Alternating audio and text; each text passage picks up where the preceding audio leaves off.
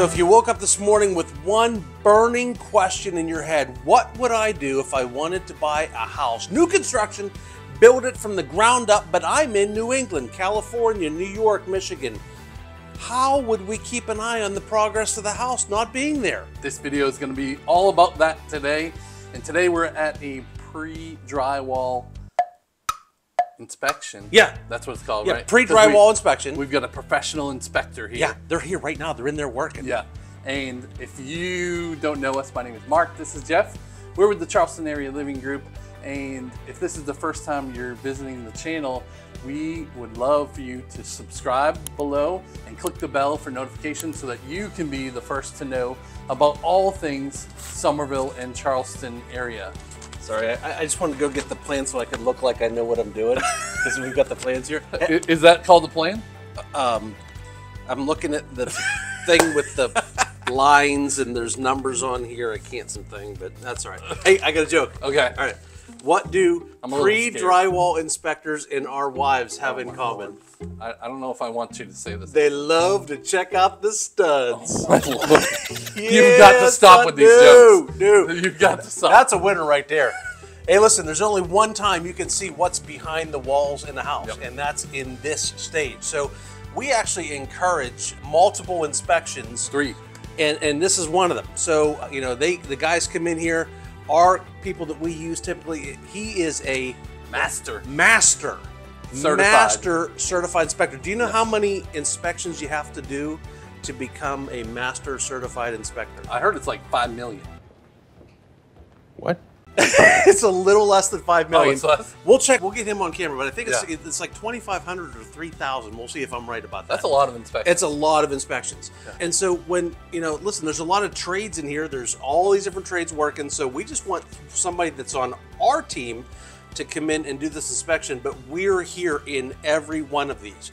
So what we typically do for people that are not in the area, when they come in here, we will video just like we're doing now with them. We can do it live FaceTime if they want to do that. If we have signal. Yeah, if we're single, sometimes yeah, in the middle of nowhere. But if you're in town, you're welcome to be at this, but we are always at this. Yeah, so then this goes off to the builder. And we usually do like the last 30 minutes or so. Yeah. As a summary.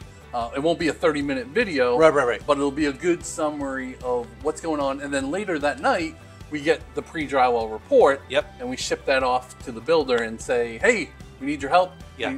These are the Fix things we these. found. Like, we've never done one of these where we haven't found something. Oh, yeah. I mean, it's just there's too many people working here. We're going to find something. And that's good, because we'd rather know about it now than after the walls are up. Drywall is up. Right. Yeah. So let's take a walk around. We're going to go watch these guys quietly. We won't bother them. No, we will bother them. We're going to bother them? I'm going to sit here and look at the plans and pretend I know what I'm doing. Oh, the bicuspid inverter looks inverted there. We have to check on that. Is there even a bicuspid inverter? You made that up. I made that up, yeah. All right. Let's go look at it. It's a one-story house. Yeah. Built by Khoff. Yep. One of the non-55+ communities. Yep. And I know what that is. What is that? That's a water shutoff valve. Water shutoff valve. Yep. Are this over here? This is the electrical panel. We don't let me touch this though. No. So I'm not going to show you what's behind there. But Mark's made it very clear I'm not allowed to touch certain things. There's certain insurances that we can buy and certain insurances we can't buy. So and if you look upstairs here, up in the rafters, one of the things that the guys do is they actually get up there. And this is, I tell you, we've had a lot of inspections in the past in this stage where we've had issues with the rafters, not massive issues, but just one that was, you know, loose or needed shored up a little bit, or, you know, but it's a good time to be able to find those issues in the house. Yep. So usually we like to come in and have no insulation up and no siding up. Unfortunately, this one was a little bit further along. Yeah, once we got in the game. We wanted to. Yeah. But Inspector Bob is still going to do his best to find all the issues so that we can get them corrected before the drywall goes. Did you see what this is? There's still plenty to look at. Yeah. This is a slip and slide type thing from the upstairs. It's not a slip and slide. That's not what this, no. It's not a slide down to the first floor? Yeah, we need to let Bob talk. All right, we'll talk about what that is later. I felt the excitement though when he was saying that. Right, you know, right. I didn't want to be the one to Right. I'm glad he's got you here. So some of the things on a pre-drywall inspection that you look at, what are the top let's say 3 to 5 things that you're looking at? Most of it's structural. I mean, that's kind of what's exposed, and that's the most important part. Okay. Is inspecting structural components. You know, we're looking at the roof truss system. We're looking at all the connections, all the connector plates, all the bearing points, looking at all the areas where this house is designed to transfer load. Okay. And make sure that we don't have that framing movement that causes cracks in the drywall and framing settlement issues, windows that don't like to go up and down, doors that start to bind, things like that. So definitely the structure is the #1 thing. Okay. But it's a time where all the rough ends are complete. We can check the electrical rough ends, the plumbing rough ends, HVAC rough ends.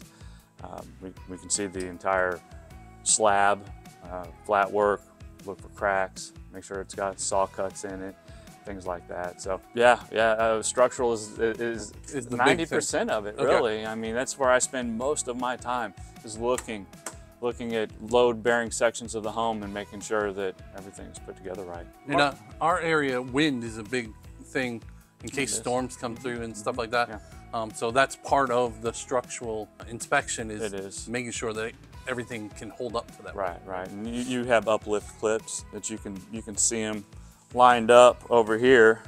If you want to take a look at Yeah, it, let's do so, while you're talking about it, these clips here are those uplift clips that you're talking about. These are H10 clips, and essentially they're for those winds that you're talking about. You know, we are looking at not only how the home rests and how the loads are transferred through the home, but we're also looking for those clips to be in place for uplift protection. Perfect. What's the craziest thing you found in a new home pre-drywall inspection? Give me something that's like, we walked in like, wow, thank goodness they did this inspection, because... Yeah, you know, there are some safety related things probably that could have gone unnoticed. Gas line issues, electrical wiring that wasn't in good shape that could, you know, cause an arc or heat up or something like that, you know.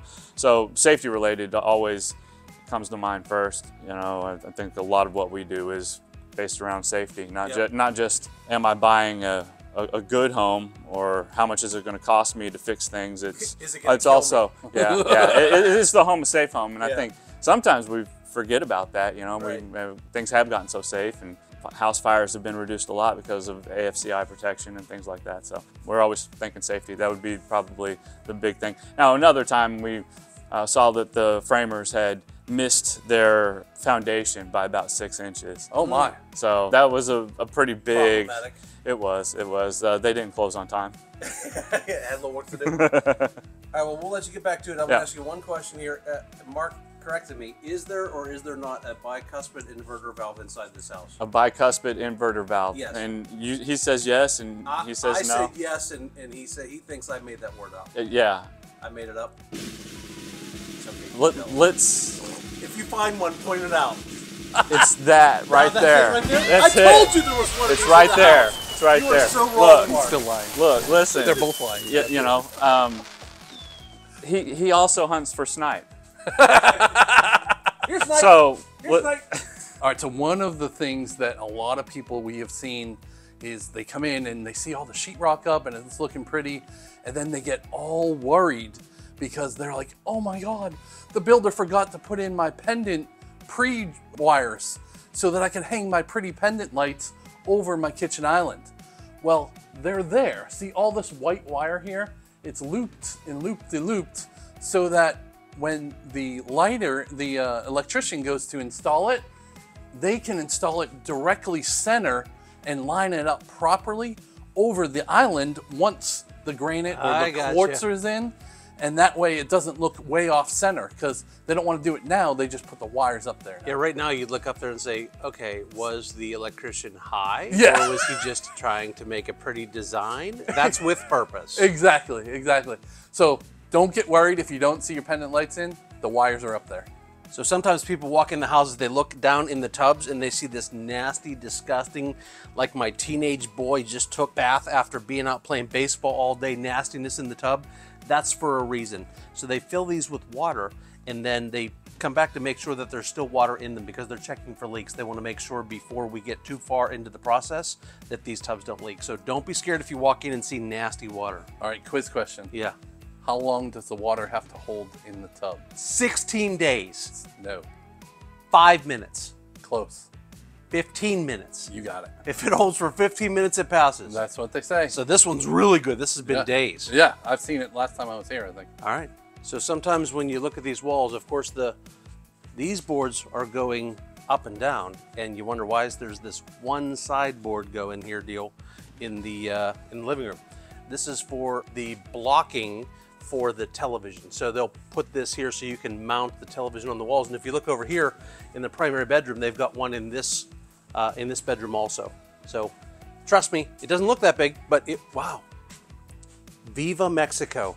Does that mean you have to put a Mexican-made television up on the... I think that's what they're saying. Yeah. What happens if you put a Toshiba that's clearly not made... The blocking won't hold up. Your TV will fall off the wall. Don't do that.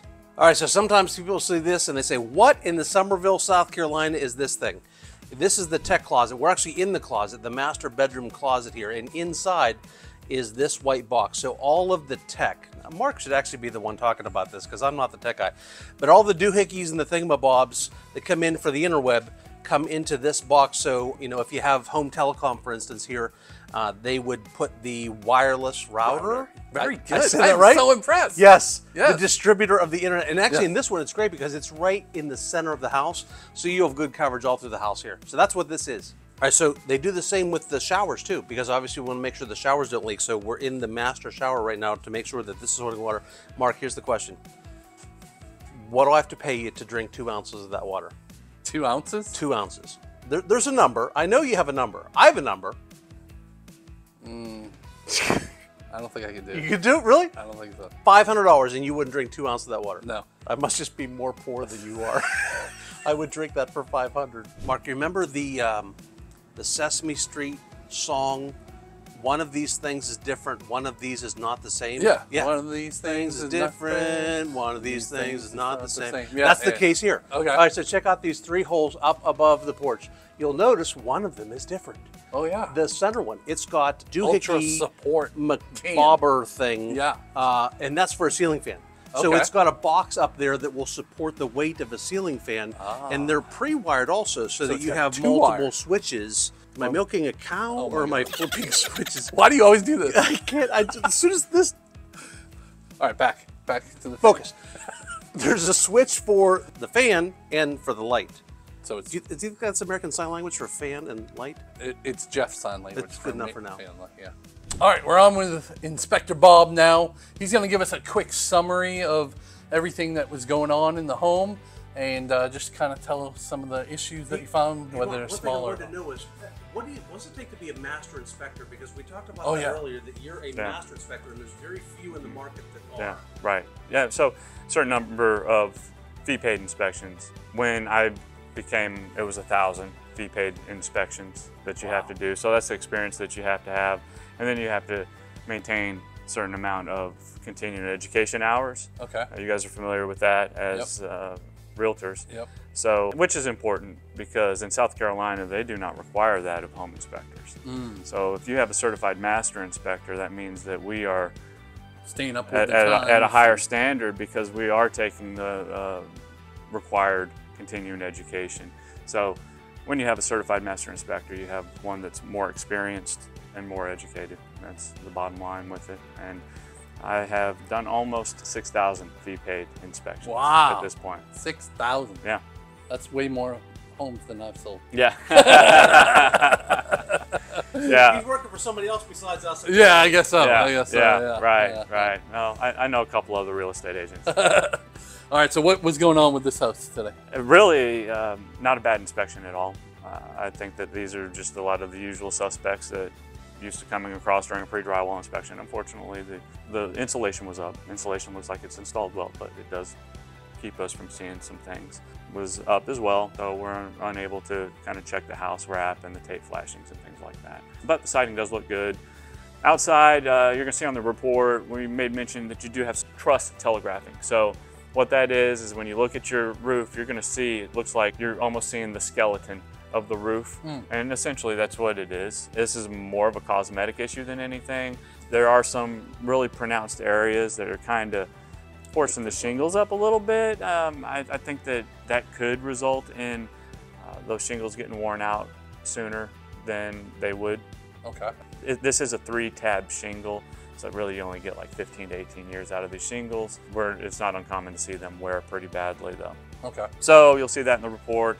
Inside, you know, some loose plumbing here and there that needs to be resecured to the frame. Some framing gaps that need some shims, just a few minor areas with that. Not a big issue there at all. Some sections of the truss roof system, it appears to me, are resting or bearing on partition walls. That shouldn't be the case. I'm going to recommend that the builder check his building plans to see if these are bearing points or not. If they're not bearing points, then there's a solution for that. It's an easy fix just by putting an L bracket and a slider on it, essentially. So again, all of these things are minor issues that can be corrected pretty easily. We'll have a handful of these here. I think altogether we're going to have about 15 recommendations based upon today's inspection. And nothing super scary though, or anything like that. No. Everything can be fixed. The great thing about inspecting during pre-drywall phase is that, yeah, these repairs are very easy to fix right now. Okay. They become much harder to fix after you've covered everything up with drywall. So, yeah, pre-drywall inspections are exceptionally important. So, you were advised well to have one of these done, and you'll see in the report that we found some issues that made it worth our time to be out here. Awesome. Well, thank you for your time. Oh yeah, Appreciate anytime. it, as always. You bet. All right. And I'm available. If you need to call me, feel free to reach out if you want to discuss anything in detail. All right, so we're obviously doing the pre-drywall, but we've got another home over in Nexton that is just starting. Like, I don't even know how far they've gotten. It might have foundation, maybe. I got an email, so I'm going to head over there now and show you what we do for that step of the process in the video that we give to clients. So let's go check that out now. All right, so I'm over here at the house in Nexton that I came over to, and they have been busy. So this is the kind of walkthrough that we do when our clients are out of town, as these ones are. These people are actually coming here from Pittsburgh. So we come out here on a regular basis and just kind of do a walkthrough, give them an idea of what's been going on at the house, what the progress is.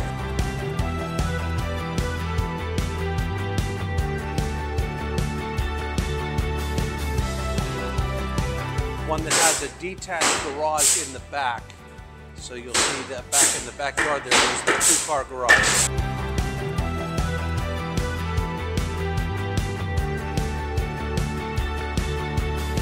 So Jeff, back here in Cane Bay. Yeah, it's hot. It's hot.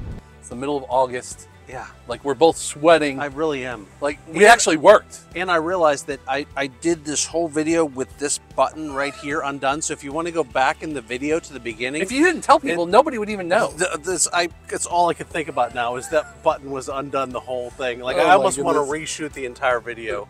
We're not reshooting. No, okay. Nobody will even know. No. Well, they will now. Yeah. But listen, if you're looking to buy in 9 days, 9 weeks, or 9 months, or even a year from now, because some of these builds take 8 to 12 months to build, and even longer. Back and like COVID times, we had 14, 15-month build outs sometimes. It's gotten a lot faster, but it's not a quick process. But the bonus is you get to pick your everything. Oh yeah, it's great. So whenever you're looking to buy, we get emails, texts, phone calls all the time from people just like you. So keep sending those in. We love helping you and answering those questions no matter where you are in the process. But the best way really is for us to kind of get together. Tell them how to do that. Yeah. Oh, before I tell you that, and with new construction, super important, you can go watch another one of our videos about this.